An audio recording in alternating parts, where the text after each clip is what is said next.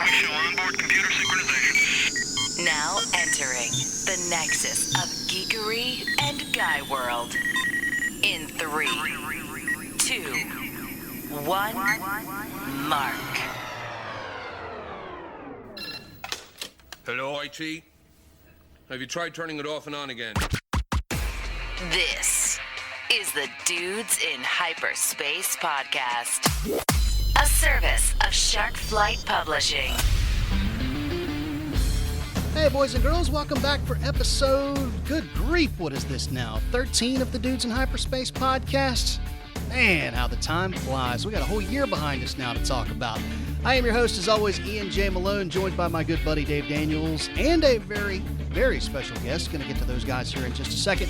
Before we do, got to run down the usual laundry list of stuff. That is, of course, how you find us on the web. We're online at dudesinhyperspace.com. You can also follow us on social media. We do the Facebook and the Twitter thing at the Hyperdudes. We'll get you there either way. You can also email the show if you like. If you've got questions for Dave or I, come on at it. dudesinhyperspace@gmail.com. You know, we always love hearing from you guys.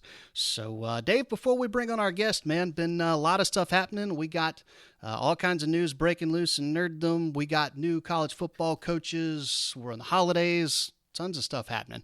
So what's going on in your world?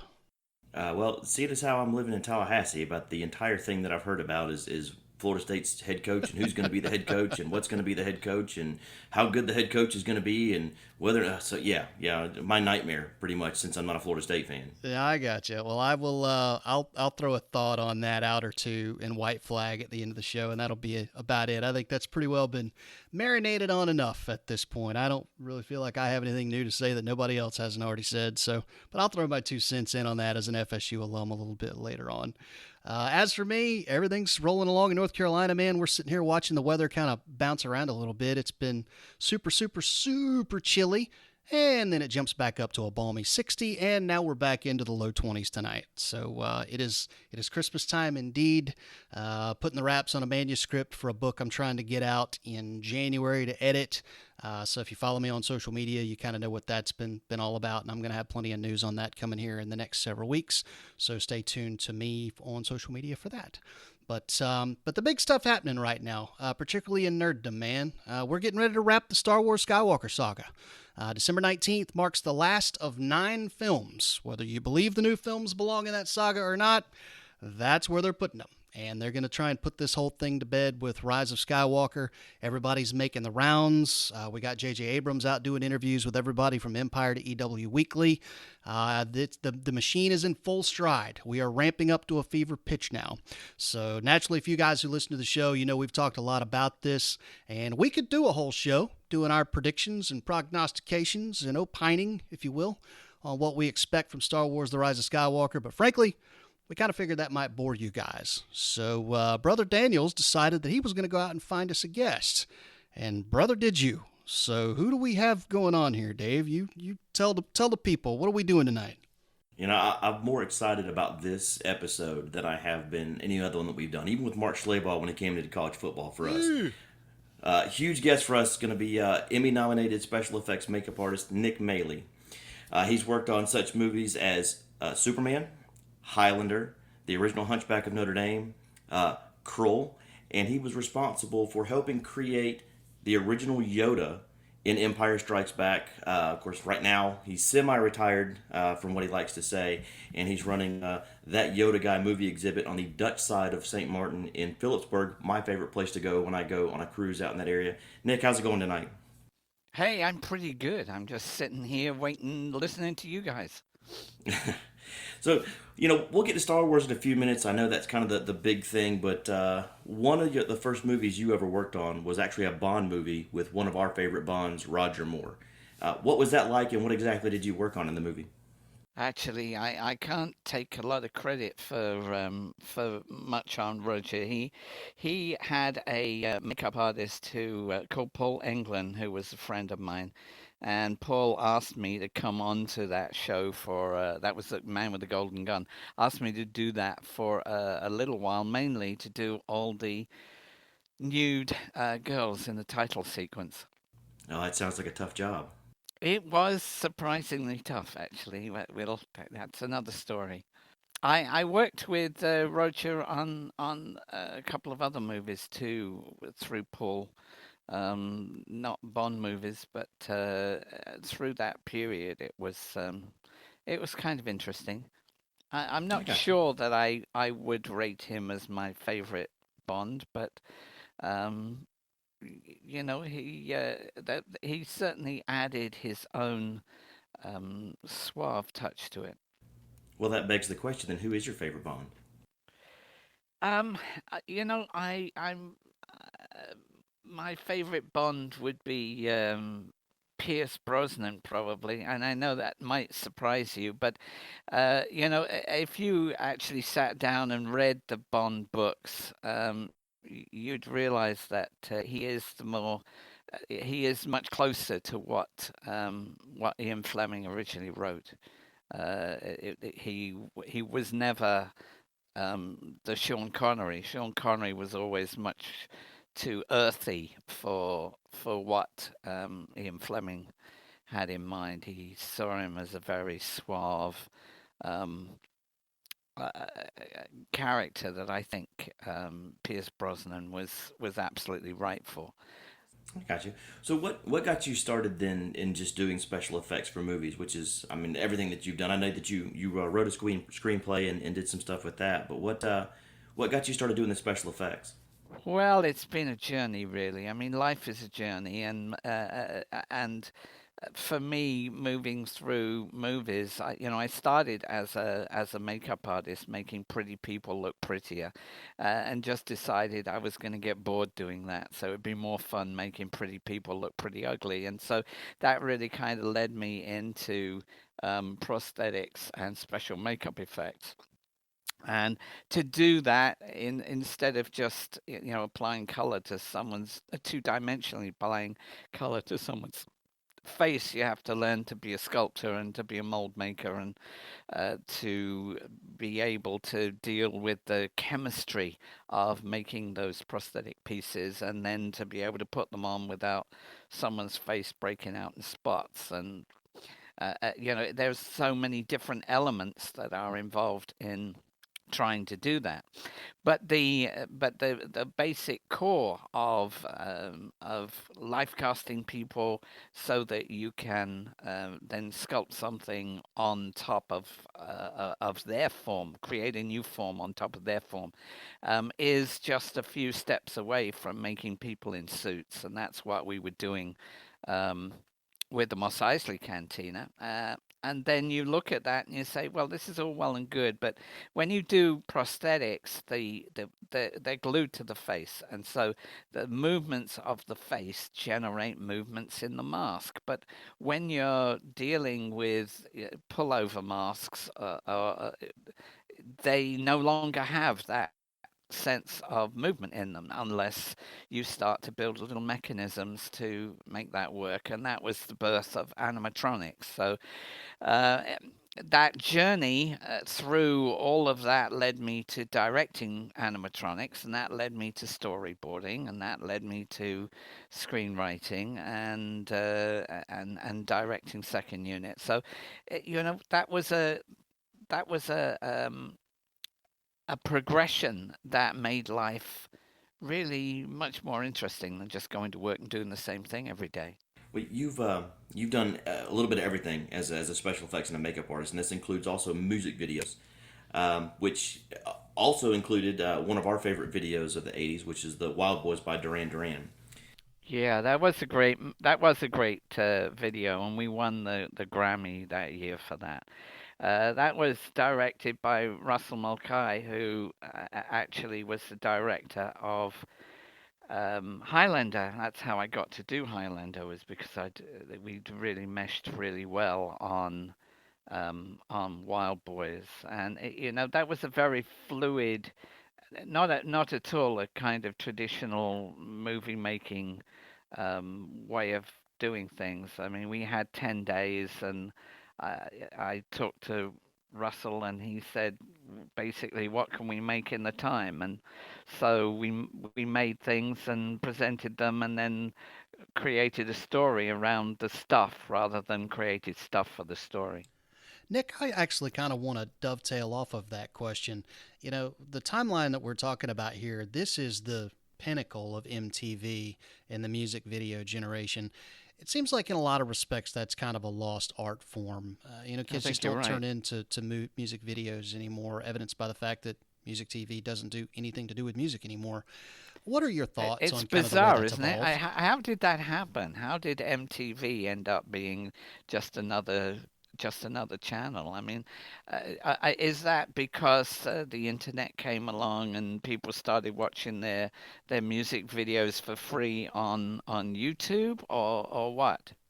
I think that was part of it, but MTV was already going the way of the dodo long before we had the DVR and YouTube. I mean, I can remember it all started with the romance shows and all of that kind of stuff, and that was certainly when I tuned out, and that's in the 90s. So we still had, I Yeah. think grunge was kind of the last era when MTV was still relevant for someone of my And generation. yet they were really picky about their videos. I mean, there was a time I was directing some music videos in Los Angeles in the mid in about, I don't know whether that was 95 or 96, and we were having to be really careful because if we had too much, if we showed too much flesh, that wasn't going to be allowed. And if we made the absolute sin of filming it on video instead of filming it on film, then MTV wouldn't run it at all. And then we seemed to go from that to reality TV. um, that was kind of crass in comparison. Well, wholly agree. Well, thanks for your thought on that, man. That's unique insight. So when it comes back to doing the special effects artist, how does your vision for characters come together, and how much input do you have with what you do on the overall look for the characters? It really depends on job to job. It's all down to the director, really. You work with one director, and he gives you a free life force. I mean, basically, I read the script. I asked the questions of Tobe Hooper of what it was that we were going to see in these particular scenes, and he gave me a very broad outlook, and I just went away and did my thing. He would walk onto the set and say, "Nick, what are we filming today?" You get another director like Michael Mann, who is so obsessed with his own vision that he doesn't necessarily listen a lot to what you're trying to tell him. And so things get from one extreme, can be from one extreme to another. Obviously that impacts the cost and the time that gets used up as well. You've mentioned in other interviews that you stalked Stuart Freeborn, who is the iconic makeup artist that was in the original Star Wars trilogy, Omen, Yeah. all four Superman movies, until he would hire you. So how did that take place, and what finally got him to bring you on board? Um, yeah, you have to understand. One of the things I say in my little book of big ideas that went international in November, is that you have to study your industry. You have to understand how the industry works. It's no good just putting together the skills that you need to do the job, and then sitting around waiting for something to happen. You have to understand the industry well enough to realize who is the person who can give you the job and where you should be standing for them to notice you. And so I had once I got my union card to get into making movies, that seemed like that was it. I was in movies, and everything was going to be great, and it was going to be wonderful. And then within 3 weeks, I was unemployed again, and sitting around waiting for the phone to ring. So the first thing that I did was I subscribed to whatever periodicals were out there that were going to tell me what was being made where. I went to every union meeting to make sure that I knew who those people were that were doing the jobs. If I didn't know them before, I was going to get to know them, in that environment. And I got up and spoke. Usually garbage at every meeting to make sure that they knew who I was as well. The thing with Stuart Stewart was absolutely at the upper echelon when I got started. And another thing that I say in my book is, don't if there's an obvious route between where you are and where you want to go, for goodness sake, don't take that, because everybody else is on the same road, and that means you've got 2 million people queued up for the front gate. And as soon as that happens, there's somebody who's going to be employed to stand at the front gate and send everybody away. So what you do instead is you look sideways. You look for the guy in overalls who's got a key to the back gate, and you offer to carry his bag. So in this particular instance, I would find out through those periodicals where Stewart was working. I had my union ticket, so I could go to the studio and just wave my union card and say, "Oh, I got a meeting with Stu Freeborn," which wasn't true at all.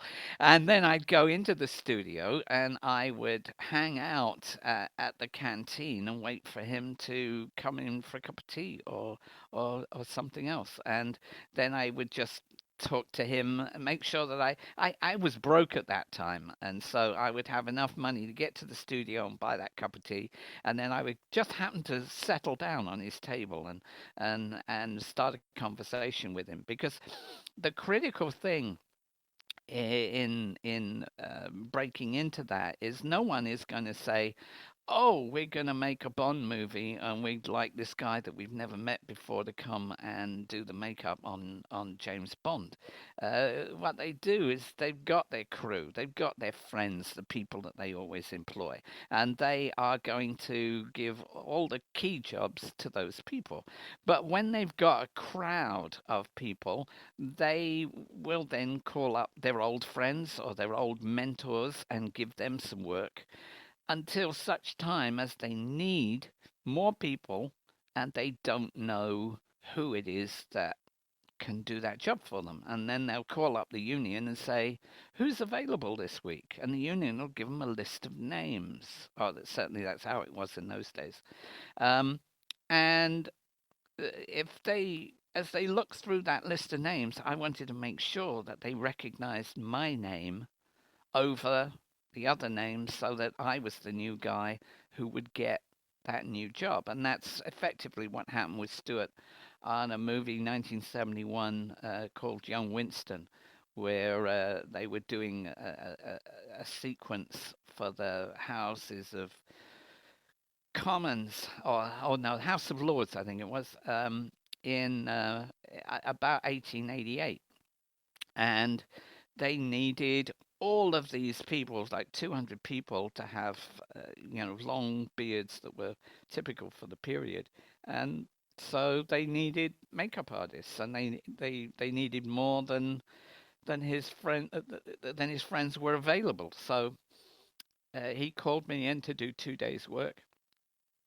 I upset a few people on that because I come from theatre originally, and in theatre, you're trying to propel the image of a face at least 200 feet out into the audience, and you're trying to work a character of a part. So it is two-dimensional, but it's all character based. So you don't just slap a bit of color on someone's face so that the lights don't penetrate you.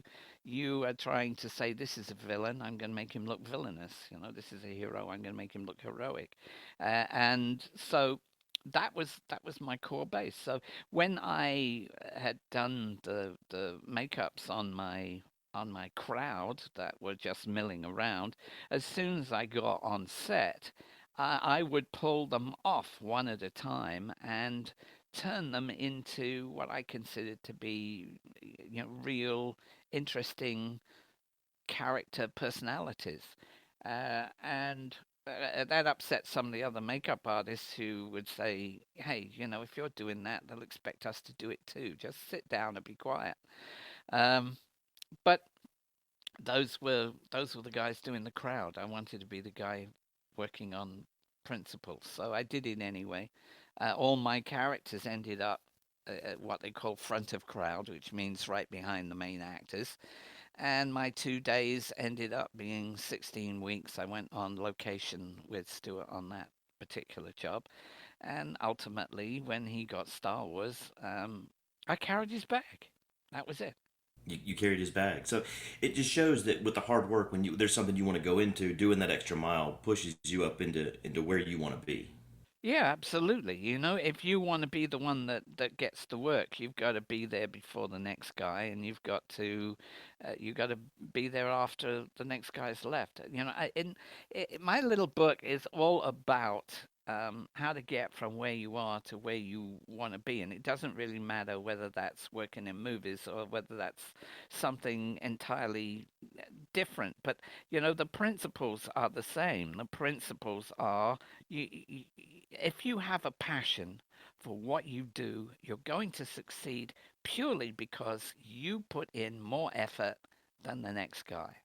That's all about how developing your product. But then you also need to be smart enough to look at where your opportunities are. You know, you don't sit around and say, I want to be Marilyn Monroe and I'll dye my hair when they offer me the job because no one's ever going to offer you the job. You've got to be that person who prepares themselves and then says, well, Marilyn's not. I'm sitting in Wisconsin and Marilyn's not going to get any work here, so now I've got to try and figure out who are the people who can give me the job and where do they live and where do they drive to and which street corner should I stand on to make sure that they notice me. Um, you've just got to work it and work it and work it and understand that these things aren't things that happen. They don't happen quickly. I've have quite a lot of people who will come through the museum and they'll say, "Oh yeah, I went to film school, but I went to Hollywood and I hung out there for 18 months, but it didn't work out for me." Well, excuse me, 18 months isn't even scratching the surface. 18 months you haven't even met enough people to network with. If you want to make something work and you want to live an extraordinary life, you need to expect to put in at least a decade or a decade and a half to make it happen. If you look at Harrison Ford, look at his Internet Movie Database uh, record of movies, and you'll find that he was making movies as bit parts for 10 to 15 years before he ever made Star Wars. Well, of course, all that hard work for you led to Star Wars, where Stuart brought you on board, where you worked on A New Hope and Empire Strikes Back, specifically working with the Yoda model that was used in Empire Strikes Back. For those of us that grew up watching this and see what's going on, I mean, what was it like to work there? What was it like to create this character that's become, I mean, over the years, just become so iconic? Well, the two movies were really very different. I mean, first of all, when we went to work on that first Star Wars movie, I don't think anybody honestly took it terribly seriously. If you sat and read the script, it was a movie about gunslingers and wizards in space, and in the 70s, no one was going to take that seriously. The I was just thrilled that Stuart had finally given me the opportunity to be on an effects movie team rather than on the straight movie team. Basically, when you've got an effects movie, there tends to be two specific teams. On Star Wars, it was the same. We had our makeup artists that would be looking after things on the set, and that we had our team that was actually building the stuff in the workshop. And there would be times like with the Mos Eisley Cantina where there was a crossover there that we created all this stuff, so we went down and we would film it. But on Empire, we had so many different things that we were trying to build, and there was not that many of us in the workshop that you were busy pretty much all of the time. You'd make something, it would go down on set. If it was playing up, you might go down and work on it, but the rest of the time you're back, working on something else. None of us, I think, really anticipated that a New Hope, which was called the Star Wars at the time, was going to be what it turned out to be. Of course, we were all thrilled, and But that was George's genius, was that he took the uh, little pieces from lots of people who were cutting edge, and we knew what we were doing was cutting edge, but we didn't anticipate that what everybody else was doing was cutting edge as well. And suddenly, this movie came out, and it was so different to anything that anyone had seen before. Anyone who didn't see it that first time, 1977, sitting in a cinema, anybody who wasn't there at the time can't understand now the impact that that movie had at that time, because they don't understand what the standard was before that. Within 2 years, we had lots of people that were all making movies that were using similar technology, but it's always hard to be the first guy who does it. And really, he knocked the ball right out the ballpark. So when we got to the second movie, suddenly our egos were up, and suddenly we had this. Everyone had extreme respect for George, which I don't necessarily. No one treated George with contempt on the first one, but he was like a college, ex-college student, that he didn't have that presence that you would expect to have with Hitchcock or some of those other big name directors. He was quite quiet and not very communicative, really. He a lot of the stuff that he asked for in fairly general terms. There wasn't ever anything that made us specifically feel that we had something that he wanted that we had to create. We were creating stuff that was in a general vein. When we got to the second one, of course, they'd made a lot of money, and they did have designs for the Wampa, for the Tauntaun, and for Yoda. Um, and the Wampa, we had to change in so much that we had to move the joints around to accommodate building it around a very tall human being. Um, the Tauntaun was pretty much exactly as it was designed to be. And Yoda changed very dramatically from the original drawings into the character that you know now. Often people will look at drawings, the Ralph McQuarrie drawings of Yoda, and they think that those were done before we built him, but they weren't. They were all done afterwards. If you see any drawings of Yoda, they were done after Stewart had spent months of sculpting to try and decide uh, what he was going to look like. Nick, I actually want to go back to something that you touched upon just a couple of minutes ago. You talked about, you guys getting into workshops and building things. It seems like the progression through the 90s with the prequels was to go almost entirely CGI. And I know a lot of people, there was a lot of debate on whether that was a good thing or whether that was a bad thing. Unanimously, when Abrams took over after Disney bought Lucasfilm, one of the first things he did was say, we're going back to as many practical effects as we can do. And that's very much a hallmark of his filmmaking style. You go back and look at the Star Trek films that he did and whatnot, and it's, if he can shoot it on a set, he shoots it on the set. If he can build a prop, he builds a prop. And, while there have been a lot of issues with the new Star Wars films with regard to story, the look and the aesthetic of the new films very much resonates in a lot of regard with what you guys Yeah, they're very did. nicely made movies. Yeah, can you speak to that transition?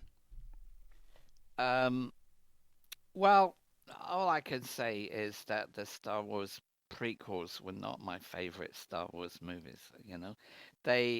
We things progressed to get more and more digital over that period of time. I mean, really, I think the early 90s was a great time where you had a great combination of physical and digital effects. Movies like Terminator 2, that at that point in time we didn't know enough about digital effects for us to get blasé about it. And so you looked at some of the stuff, and it was wondrous. Then, of course, they made all the "oh, this is how we did it" videos, which actually completely destroys the magic of the movies. And after a while, people say, "oh, they blew up the universe." Yeah, but they did it with a computer. It was pretty easy, really. It's just a program. There's a lot of artistry that's involved in doing that and taking that to different places. But for me, it's just a glorified cartoon. And someone else would say, "Oh yeah, Nick, but you're a dinosaur. You're not moving with the times." I think that were a lot of other people who felt the same way. And Ian McKellen, who was doing the Lord of the Rings movies, said it brought him to tears to try to give a meaningful performance while having a conversation with a green box in a green room.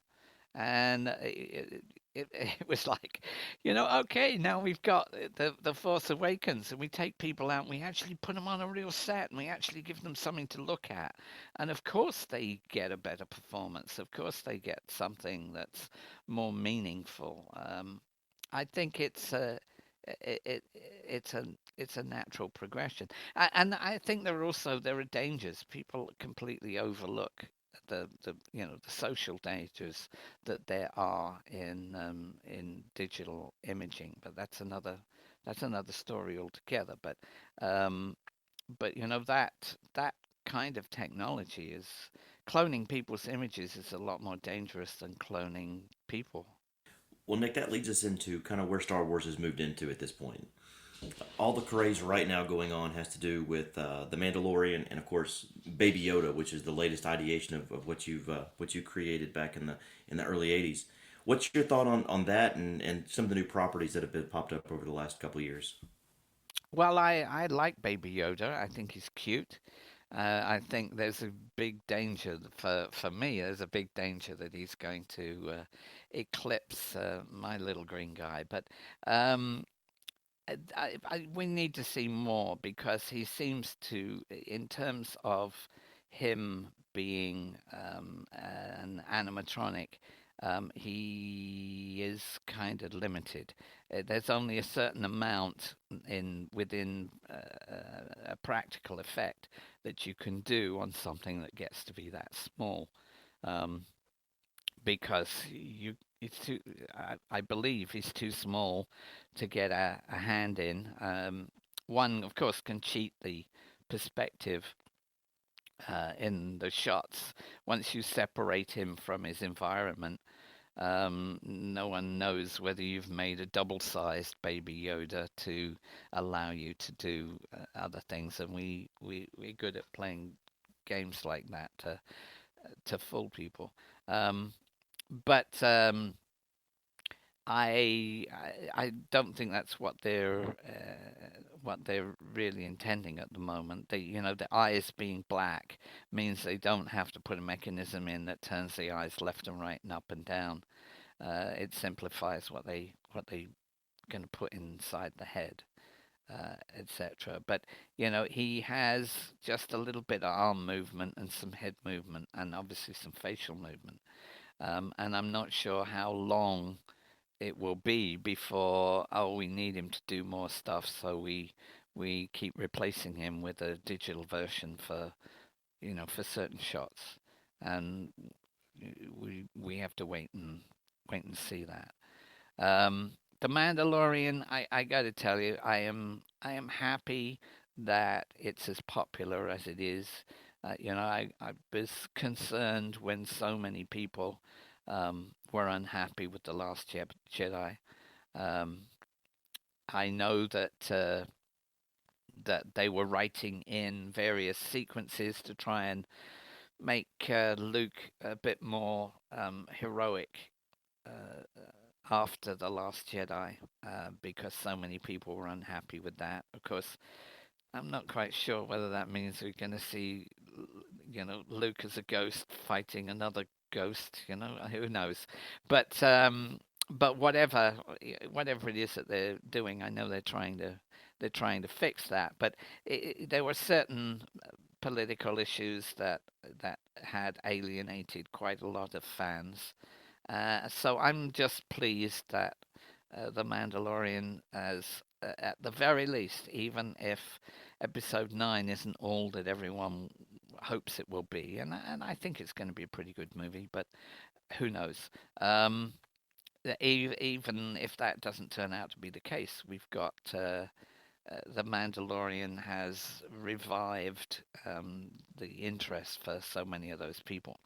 Having said that, I've only seen the first 3 episodes, and I'm hoping that it's going to evolve into something more than a guy who goes around and just has one fight after another. I'd like to see a bit more intellectual content in it than that. The thing that for me makes Empire Strikes Back stand out against all the other Star Wars movies was the wisdom that Yoda imparted, and the essence of that. It still had adventure. It had strong, solid characters, which it's hard to really get when you're dealing with a guy who never takes his helmet off. But anyway, I think it's good. I think I'm happy that The Mandalorian's such a success, and I'm eagerly anticipating um, Episode 9. I liked Episode 7. I thought that it had strong characters, which to me is the essence of any drama. Um, I I was prepared to accept episode 8, although there were things in there that I wouldn't have done. Um, but I felt that they were very nicely made movies. Um, Excellent. I don't think they've made any of the Star Wars movies that Disney has made haven't have been.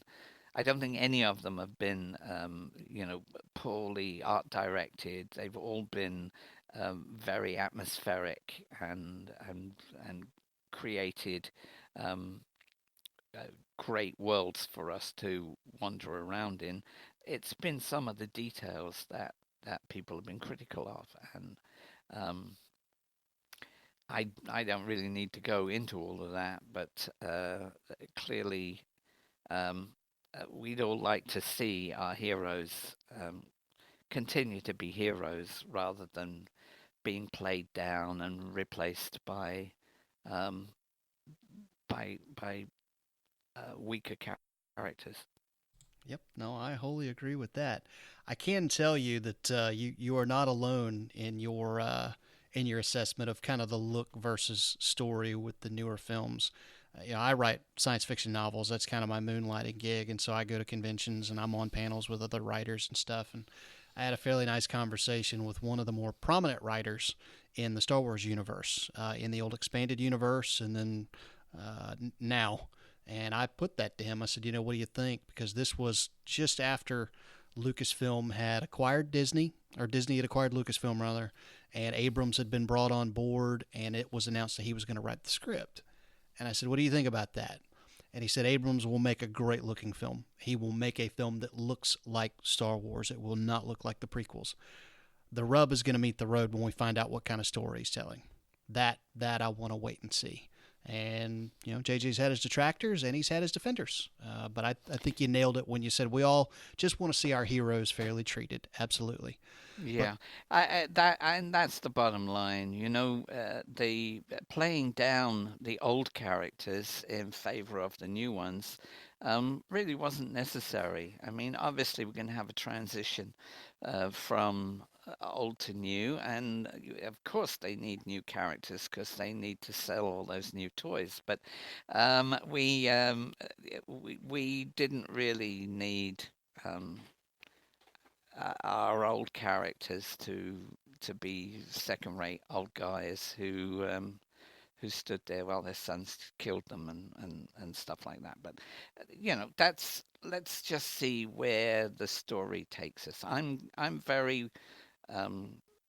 I'm worried about why it was that they didn't write off Carrie at at the end of the Last Jedi when she got sucked out through the window, and why they did the Carrie Poppins thing. Um, because clearly they saved her for something in Episode 9, and um, I'm I'm I'm concerned about exactly why they did that, because I haven't found anybody at any of the conventions that I've been to who thought that that was a good idea. Yeah.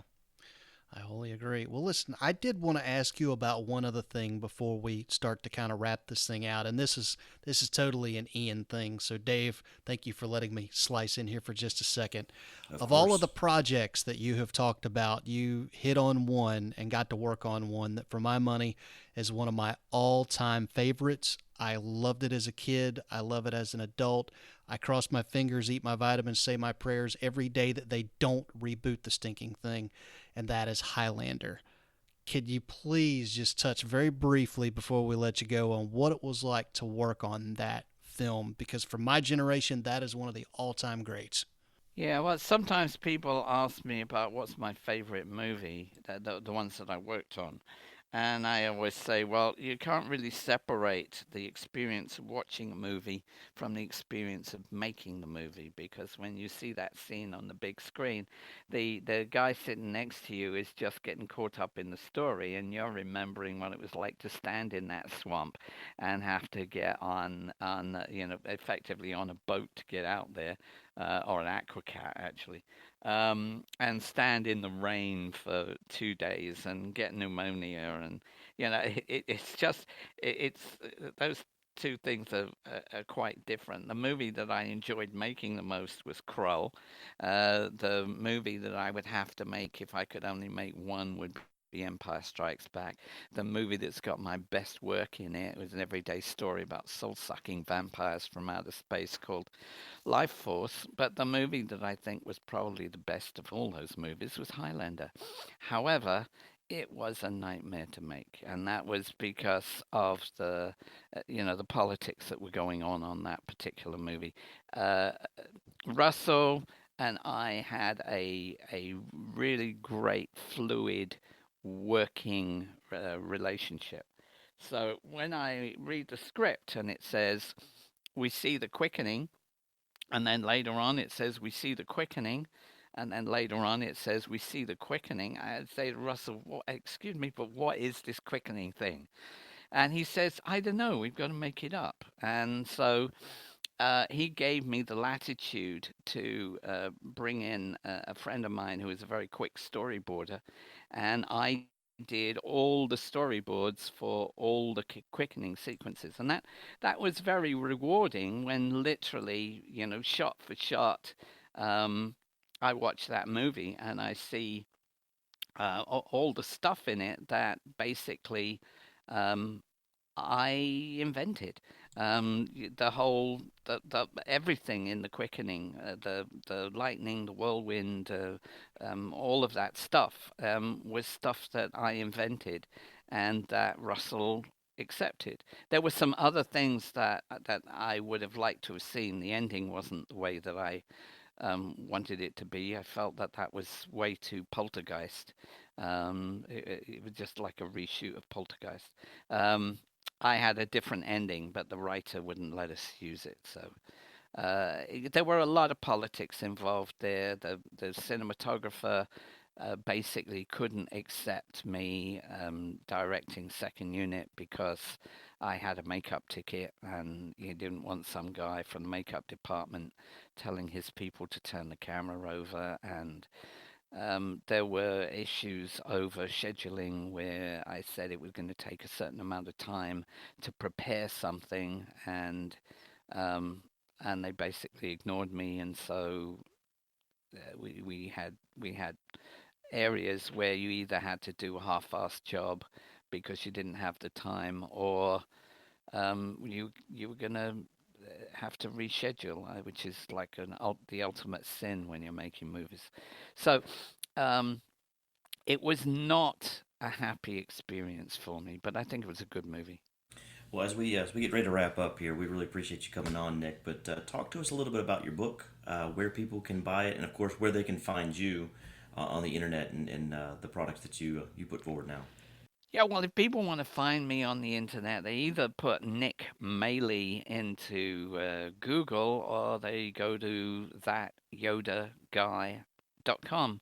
Um, I have a lot of people that come and see me in person in my little movie exhibit in the Caribbean. I'm in the island of Saint Maarten, and we are the #1 most popular activity in the town of Phillipsburg.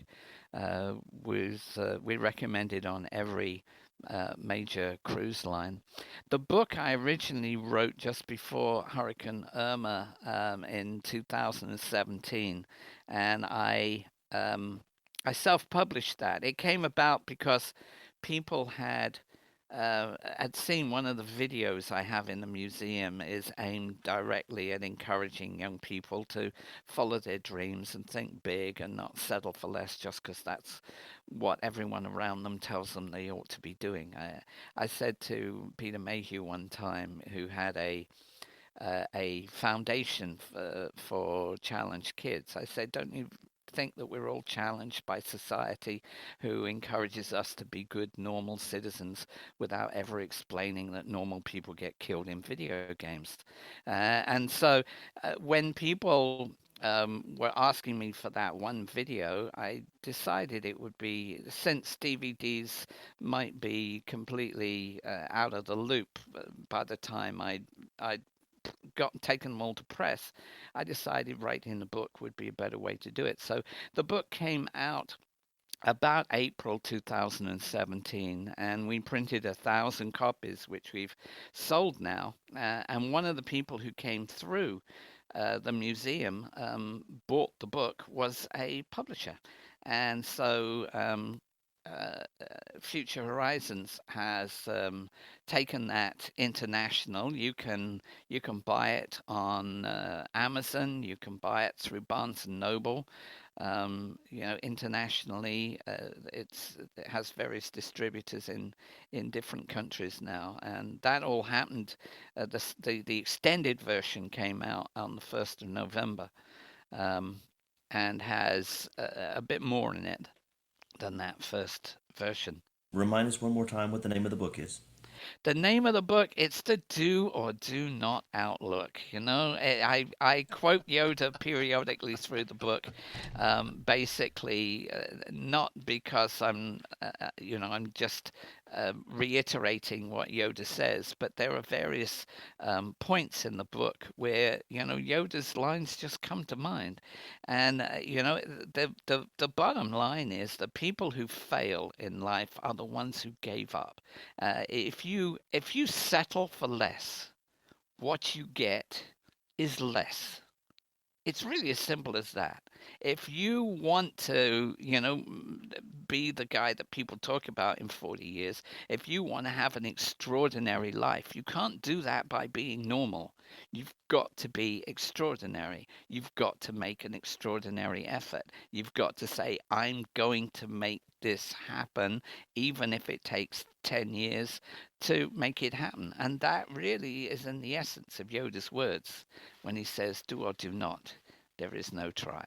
Well, there you go. The wit and wisdom of Yoda from That Yoda Guy, Nick Maley.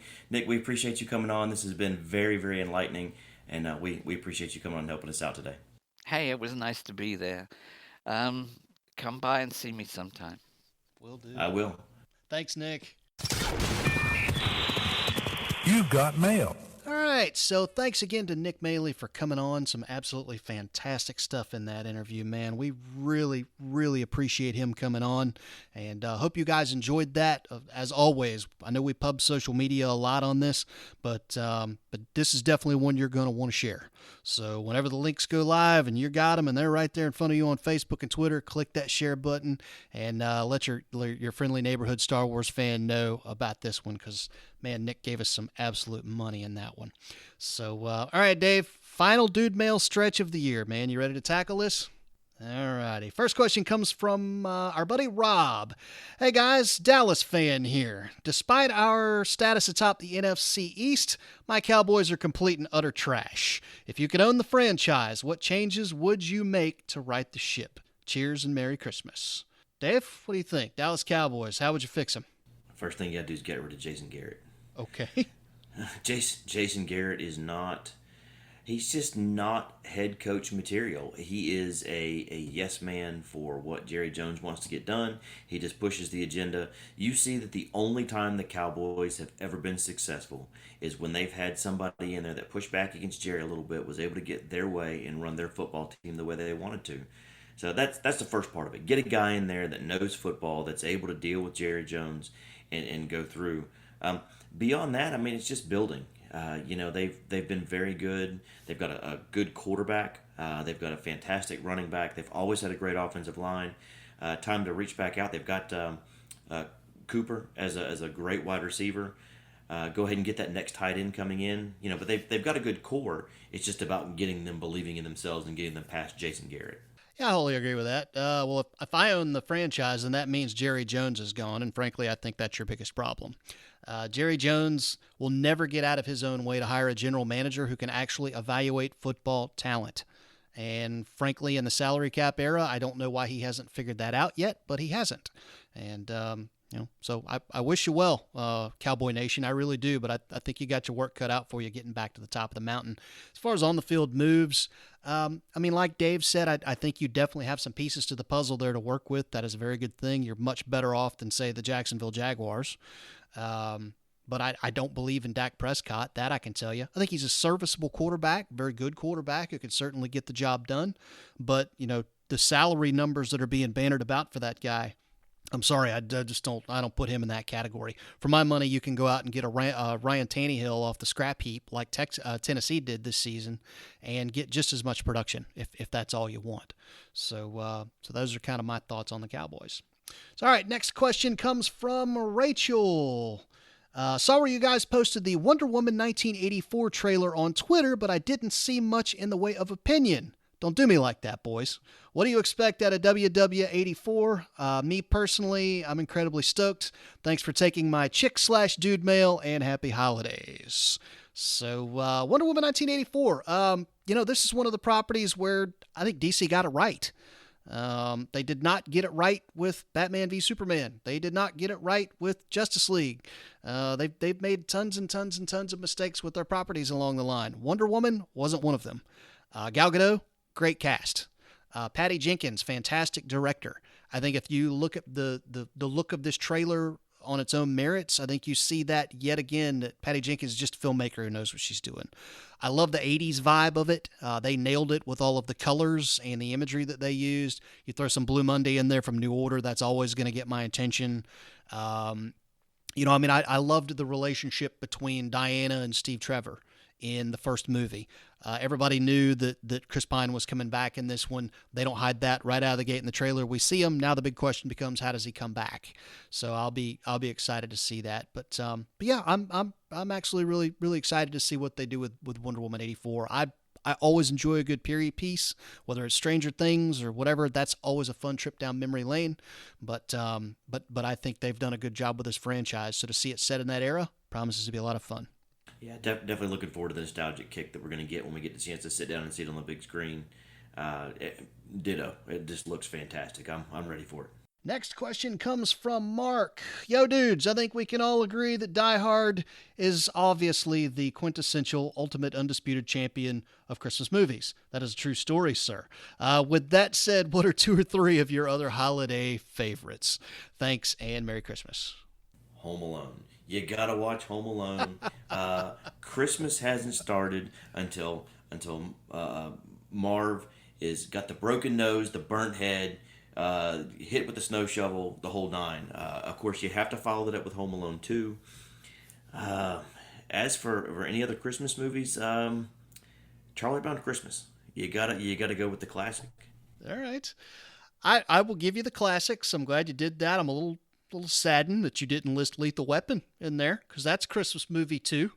You know, Martin Riggs sitting there with a gun to his head, looking at the gold bullet, debating on whether he's going to do the deed or not. And you got the Bugs Bunny Christmas on the screen. I mean, that's holiday magic right there. But yeah. So Lethal Weapon is a fun one for me. I love that film. I hate the fact that Fox turned it into a television series. I've never seen it, and I wear that as a badge of honor. That's crap. So Lethal Weapon is definitely in there. And then you can never shake a stick at Elf. Elf was a blast. You know, I mean, Elf was just a fun one. Yeah. So those are my two: Lethal Weapon and Elf. So there you go. Thanks for the mail. All right, next question comes from Matt. I know how jacked you guys are to watch Florida State and Miami and El Paso and Shreveport. I think that's a slight at us, but I'm going to skate right on past us. Could you possibly comment on the rest of the bold schedule, especially the championship games? Would you care to pick a winner while you're at it? Thanks for taking my dude mail, and happy holidays. And that is again from, who is that from? Matt. Oh, check this out. He throws a hashtag in there, shows his cards. Boomer Sooner. Hashtag Boomer Sooner. He's an Oklahoma fan. Be cocky all you want, buddy. You're about to get your face kicked in by LSU. So, bowl schedule, Dave. What are you looking at? Other than the obvious, your Hurricanes are playing in the Independence Bowl. Yeah. We'll skate on right past that, too. Which I believe was I believe that was the motive behind his snarky comment there to open his mail. But yeah, that's all right. He's got his coming. Jalen will in fact hurts here pretty soon. Yes, he will. I think I think when it comes down to it, I think LSU is probably going to walk away with it unless something just happens that we're unaware of. I think they've caught some magic between Orgeron, and people want to run through a brick wall for that guy because you can't understand a word he's saying. He reminds me of the coach, the assistant coach from Waterboy.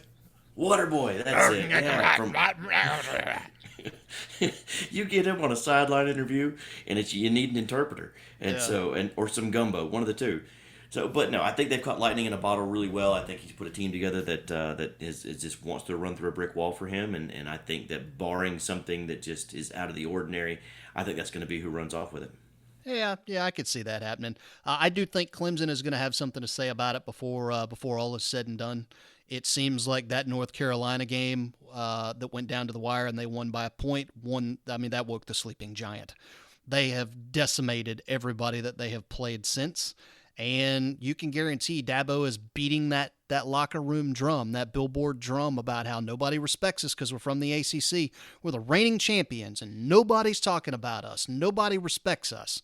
So getting his guys motivated, that does not seem to be a problem. So I will say that Clemson could challenge LSU. I don't know that I believe in Ohio State. I certainly think that they are a machine, but watching them in the first half versus Wisconsin was a little dodgy. I really don't have any faith in Oklahoma. I have all the love in the world for Lincoln Riley. I think he's a great coach. And I love Jalen Hurts. He's a great kid. I wish him all the best in the NFL. But, they don't have a prayer. They're going to get their faces kicked in that first one. As far as other bowl matchups, I was really kind of underwhelmed by the slate of bowl matchups this year. Bama, Michigan, and that's going to be in the Citrus. That's going to be the Who Wants to Show Up Bowl, because both of those teams have a bad tendency to just not even show up when it's not for a big game, when it's not for a title. Harbaugh's teams don't ever show up for a game that matters. So, who will be there? Florida versus Virginia in the orange. Sadly, I think Florida's going to win that one. I would love to see Virginia get in there and make some noise and fly the flag for the ACC because they were the runners-up, but I don't see it happening. Maybe one of the better matchups of the non-championship games will be the Rose Bowl and Oregon versus Wisconsin. That's got real potential to be a fun matchup to watch. So those are pretty well my picks. All right, final dude mail question comes to us from Andre. Hey, fellas, my dude mail question is simple. Eggnog, leaded or unleaded? That is all. Merry Christmas. I love it. I love it. I will say most of the time for me, it's unleaded. If I hit a Friday night during the season, particularly if the kid's out of pocket at the grandparents', then I might pull a little something down off the shelf and go with the leaded eggnog. But I'm a big fan of the vanilla spice eggnog from the old grocery store up the street. Dave, what say you? Leaded or unleaded on the eggnog? It all depends on the mood, but I can do it either way. Fair enough. Well, that is going to do it for the last 2019 edition of Dude Mail, which will, fittingly enough, take us into the final edition of White Flag for 2019. So here we go. White flag. White Flag, we're going to do a little bit differently for this episode. We will, of course, kind of look ahead a bit to what's coming up. Lots of movies happening in 2020 that we're all excited about. Lots of stories in sports to look forward to. Just lots of stuff on our radar, so we'll certainly hit on that. But 2019 was a big year. Before we roll into the looking ahead, Dave, what was some of the most memorable stuff you got out of this year? It could be a movie, could be a game that you watched, or a sports story. I mean, when you look back on 2019, what are you going to remember? Well, first of all, as a sports fan, cheering for mostly Miami teams, there's absolutely nothing about this year that I found particularly exciting. I will say though, I've been fairly excited with Brian Flores and what he's done with the Dolphins for a year that we were supposed to tank on purpose to get a specific player. I think he has taken a ragtag team of players and just and done fantastic with them. He's got them to where they want to play, they want to win. They're playing beyond their potential, and I think that's something exciting going into the next year when we start with all the draft picks that we've saved up for this next season. Movies have been fantastic. The ones that I've actually gone out to go and see, Joker was beyond expectations, and I think that's been the biggest part of 2019. Fair enough. Yeah, I look back on a lot of that the same way with movies and with sports. Obviously, my Florida State Seminoles were pure T garbage. Really hated to see that for year two. I was really rooting for Willie Taggart. Folks who know me, follow me on social media, listen to the show, you know that. Sadly, it didn't happen. And so we have yet another year when Florida State football was pretty much over in September, and that just sucks. That's not fun at all. Tampa Bay Buccaneers, pretty much the same thing. They have a chance to maybe finish 8-8, but now Jameis is hurt with a bum thumb, so not really sure what's going to happen there. But I don't think anybody really expected much out of the Bucs this year. Really, for me, my saving grace this year in terms of sports was the NASCAR playoffs, which were just lights out as they are. I know NASCAR has a lot of detractors from old school fans who hate this playoff format that they've gone to, which is, for those who aren't familiar with it, is kind of like a cut down format a la the NCAA tournament. But man, is it just absolutely built to give you massive drama. And when you know the storylines and you know the players, you sit there week after week and stage after stage and you're just riveted by what's happening. And a lot of that helps that, some of my favorite guys, my driver in particular, Kevin Harvick, is in the mix every year to be in the Final Four. But it's a great time as a lover of racing, a lover of auto sport. The NASCAR playoffs are just a blast, and so that's been a lot of fun for me. Dave hit on the movies. Joker was out of this world. It's so rare anymore that you walk into a film with expectations of any kind and walk out and go, man, you just hit it out of the park. But Joker certainly did it, and Joaquin Phoenix, Todd Phillips, all the guys who are involved with that project deserve every accolade that they get, and I hope it's a lot of them because they certainly earned it. Avengers Endgame, culmination of 10 years worth of storytelling from Marvel. We've discussed that ad nauseum on this show. It wasn't a perfect film, but given the magnitude and scope of what it had to do to tie up that many stories set over that many flagship Marvel properties, and I think it did a great job. And I was a big fan of the film. I love the way that it ended. The way that it sent off your big characters like Captain America, Tony Stark, Iron Man. It was a brilliant film. So that was good stuff. Looking ahead to 2020, lots of good movies on the horizon yet again. Just a couple of days ago, the first trailer for No Time to Die came out. That's the new James Bond film. Talked a lot about that tonight with Nick Maley. I'm excited to see that. That's going to be the swan song for Daniel Craig as James Bond. Lots of speculation as to who's going to take over the mantle from there, but we'll save that for another day. You've also got Top Gun Maverick, which is the long-awaited sequel to Top Gun. I'm interested to see what that happens. Wonder Woman 1984, we touched on. Marvel's The Eternals, Black Widow. Dune, the remake of Dune, promises to be very, very, very, very interesting.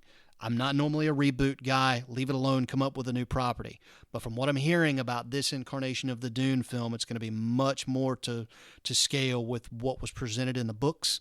And all the buzz is that if you were a fan of the novels back in the day, this is a movie you're going to want to see. So Dune. And then finally, Bill and Ted Face the Music. I'm really hoping for a good laugh out of that. I've read what that story is going to be, and that promises to be a lot of fun. As far as sports stories go, naturally I'll be interested to see what my Florida State Seminoles look like with a new head coach. Touched on it at the very top of the show. Florida State hires Mike Norvell. All in all, given everything that was out there, I like the hire. A lot of Noles fans are not happy. They don't think it was a big enough name hire. And to that, I would say, well, who else was a bigger name other than Bob Stoops? Bob Stoops, it appears, doesn't want to come back to college football. So where else are you going? I mean, you could make the argument that James Franklin, would be a big splash name, and he would be. But James Franklin wanted to get a raise out of Penn State. And when the USC job closed off, that was probably the only one that was going to get him. So take those two guys off the board, and I like the hire of Norvell. I like his energy. I like his message, and I'll be interested to see what he does with that. So sports stuff, geek stuff, that's pretty well what I'm looking at, man. 2020, Dave, what do you got going on? What's on your radar? The biggest thing I'm looking forward to is this little thing we're doing right here, man. We've grown this over the last year. We've done some amazing things, had some great interviews. I know Scott's not with us at the moment. He wasn't able to get to be here for this episode. But just being able to move forward and what we have in store as we continue to grow this thing and continue to do things better, and the product that we can bring. That's the biggest thing I'm looking forward to for next year. Absolutely. And, we hit on this with every show. And so it's fitting that we will close out with this on the back end of this one. We love hearing from you guys. So if there's something you want us to touch on in terms of a topic, if there's somebody you would like us to interview, now granted, we can't get George Lucas. Sadly, not happening for us. But we haven't tried yet. We haven't tried yet. We have reached out to a few folks. We do have some interviews in the pipeline to kick off 2020 that we're not quite ready to roll out yet, but we think you guys are going to really enjoy them. But yeah, if there's something you guys want us to touch upon, and it can be anything, let us know. Shoot us an email at dudesinhyperspace@gmail.com. Hit us up on Facebook and Twitter at the Hyperdudes. Comments, tweets, whatever. Just find us. We're out there. Let us know what you want out of this. And as always, if you love the show, share it with somebody. Let them know that we're out here. And by all means, leave the blurb on Apple Podcasts, Google Play Music, Stitcher, wherever it is you subscribe. If it'll let you give 5 stars, then please leave them there. It helps to bump the show up in the ratings for people to find who may not necessarily be looking for us. So on that note, I think we're going to close things out. Thank you so much again to Nick Maley for coming on board the show. It was beyond an honor to have him on. Thank you to Dave Daniels for bringing his perspective to the table as always. Scott, who's off on work duty, travel safe, my friend. We will catch you on the flip side. And for the rest of you guys, y'all have fun. We will be in touch, lastly, with one final show of the year. That will be our hot take review of Star Wars Rise of Skywalker. We will drop that opening weekend. So, but this is going to do it for our last full-length episode of 2019. It's been a blast. You guys, Merry Christmas. Have a Happy New Year. And we will talk to you again soon. So take it easy. See ya. See ya.